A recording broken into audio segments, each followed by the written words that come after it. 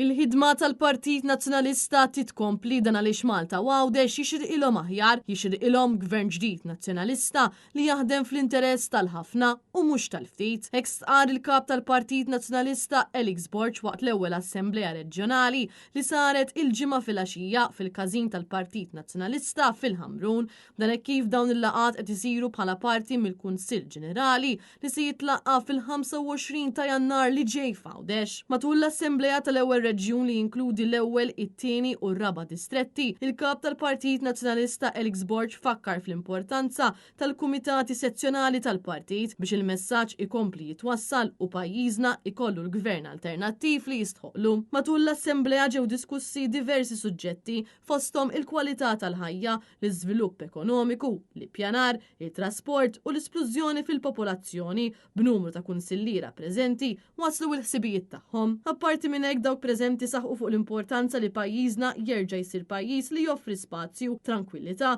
u sens ta' stabbiltà fejn l-ambjent naturali u urban jiġi protett u mtejjeb bħala parti integrali mill-ġid komuni.